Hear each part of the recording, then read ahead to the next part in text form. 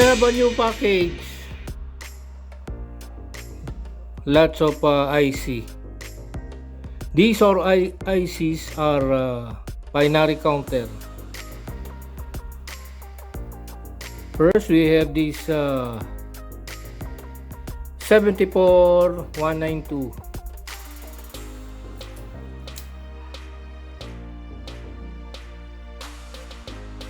CD4060 binary counter, triple counter. 74192 CD4060 74193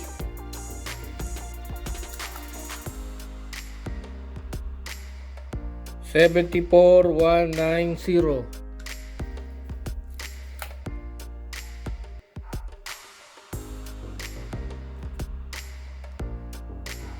74193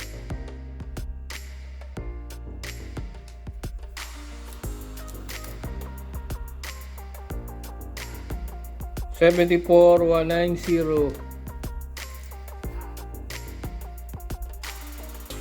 74 ano? What's this? 7490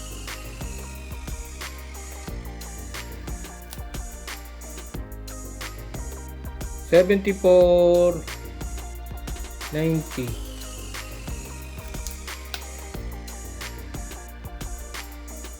74191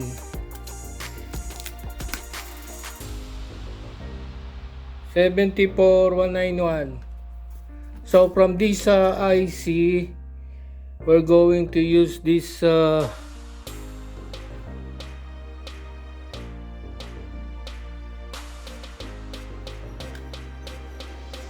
CD 4060. This one.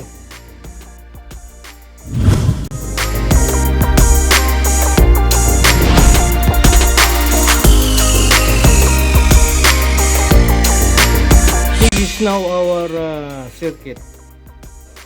We are using the 4060 IC. Then we have this capacitor and then the resistor connected into the breadboard via jumper wires, male to male. This is the output LED. It is a module, DIY module.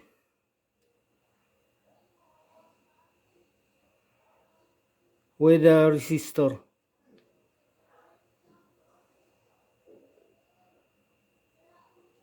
And we are going to test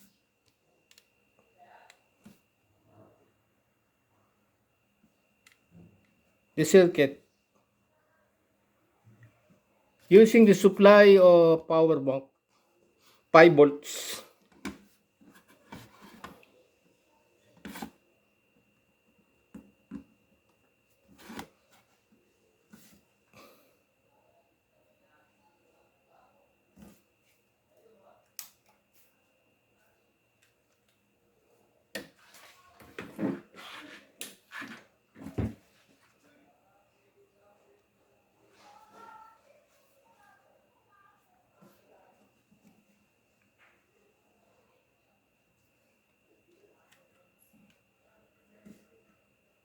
So we have now the LED flasher using the 4060 binary counter IC.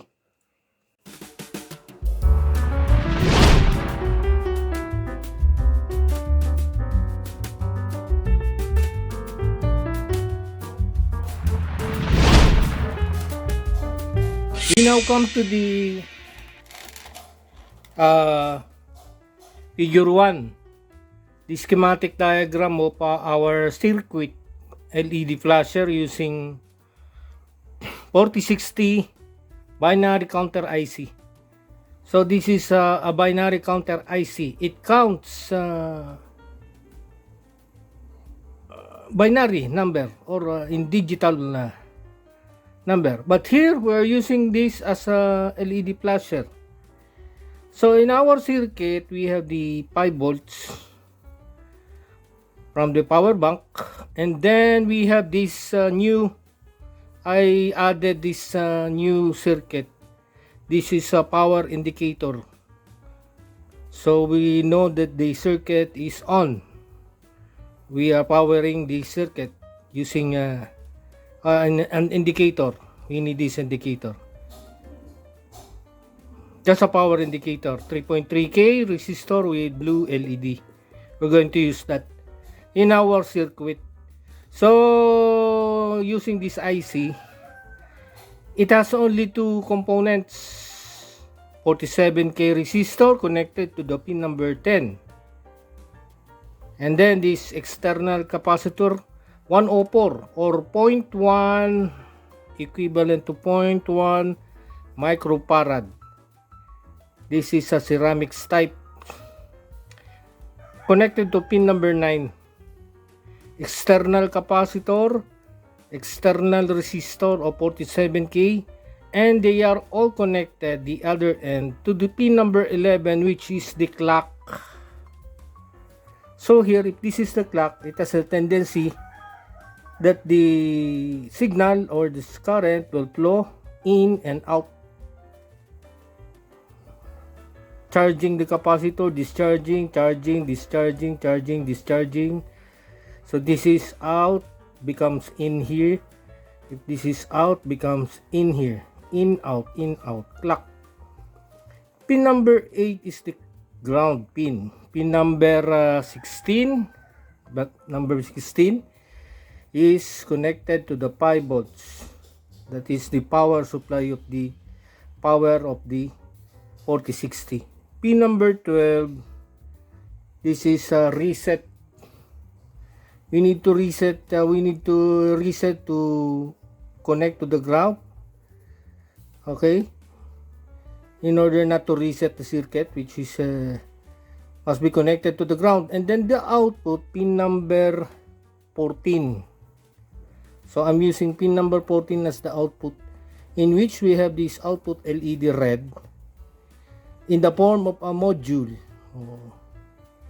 Is a module here that has a resistor of 1K with 10mm LED. So this type of circuit is an LED flasher, or this circuit or this IC has a built-in oscillator. So it oscillates on, off, on, off, on, off.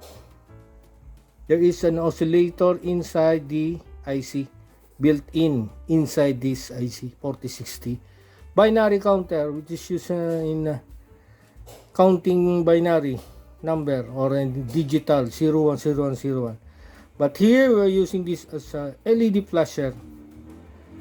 We're only using 47K and the 104 0.1 microfarad capacitor with power indicator and the output that turns on, off, on, off, on, off this LED output.